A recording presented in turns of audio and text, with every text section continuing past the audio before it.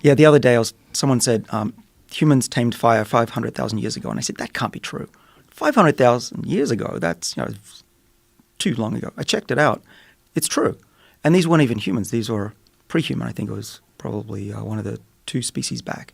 We've been doing this. We've been changing the environment, using tools, using fire for that long. The fire one is crazy, right? Because it's not just manipulating a physical thing. It's changing the state, right? You're doing something, whether it's with flint and something to spark and some tinder.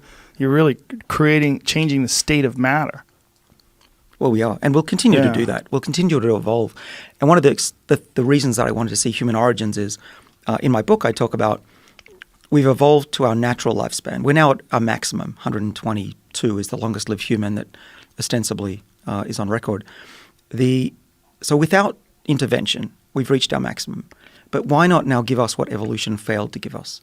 Okay, why can't we be like other species that are at the top of their game? Are there any factors when you look at the oldest people that are alive? Are there any common factors? Actually, not really. They do seem to have a collection of gene variants that predispose them to get to that long.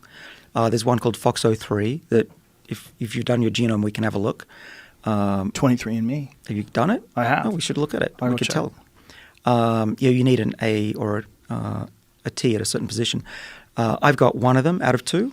My kids got 2 of my kids out of 3 have both. So if they look after themselves, might have a better chance of living longer. But anyway, these long-lived people, they tend to live a long time no matter what they do.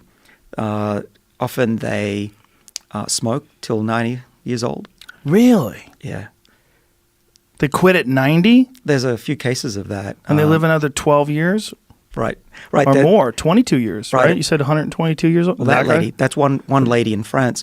But one of my friends here, his name is Nir Barzilai. He was with me in Israel. He's got a story of when he asked the centenarian lady, the lady that lived over 100, that he knew, why didn't you quit smoking? And she said, all 4 doctors I went to told me to quit smoking, and they've all died. So I'll keep going.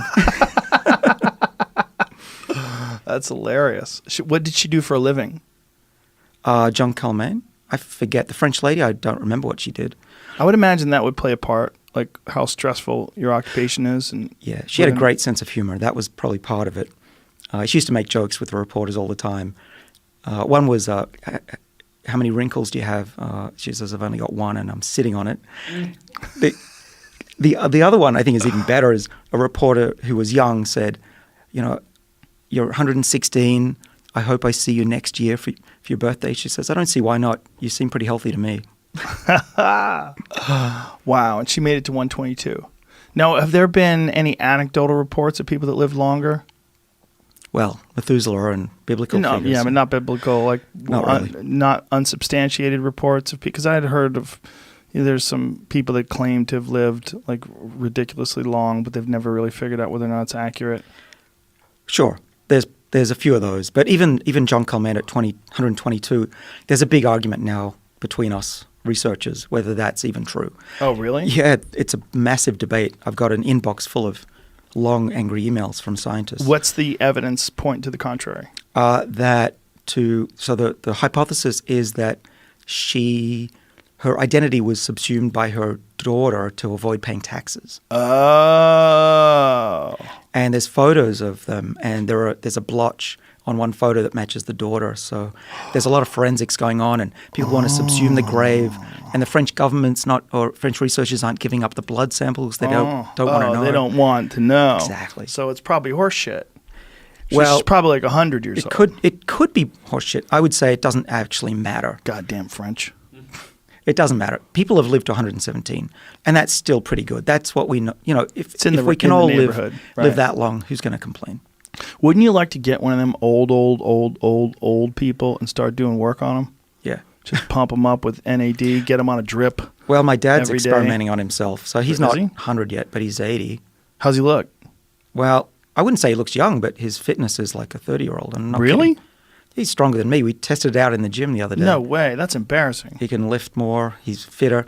We were going across the Serengeti, and he was leading the charge. If you saw him, if you didn't see his face because he's got grey hair and whatever, physically he put a bag on his head. You'd say he's 30 the way he moves. It'd be very weird to put a bag on your dad's head. Yeah, I shouldn't do that. Sorry, Dad.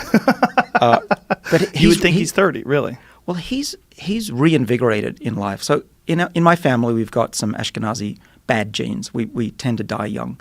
And my grandmother died. My grandmother's actually only 15 years older than my dad, and she died a few years ago. Last 10 years of her life, horrible.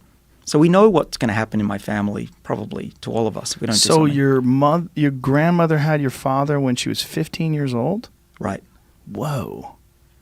Yeah. Back in the early days of World War II, she apparently was playing around with her boyfriend.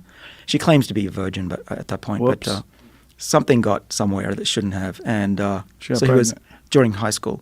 Right. So I was raised by my grandmother. She was in her 40s when I was a kid.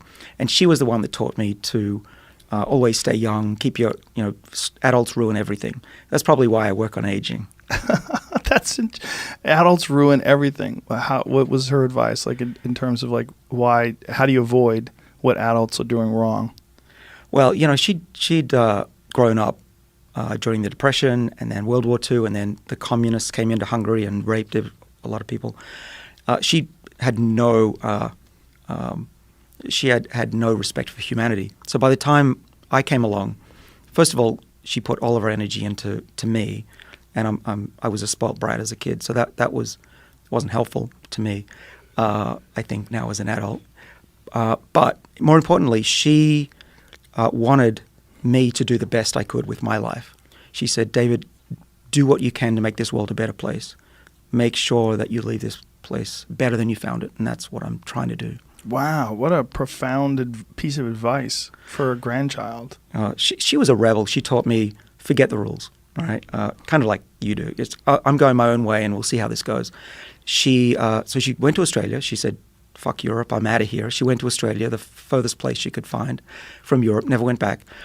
She went on Bondi Beach in Sydney in a bikini, which was rebellious. And she got taken off the beach by the police. What'd you have to wear back then?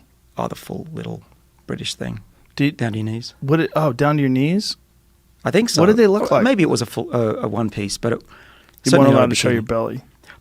That's what I think. But she was a rebel. She went to New Guinea by herself in the 60s. What year was this where she was wearing a bikini? That would be 56. You couldn't wear a bikini in the 50s? Wow.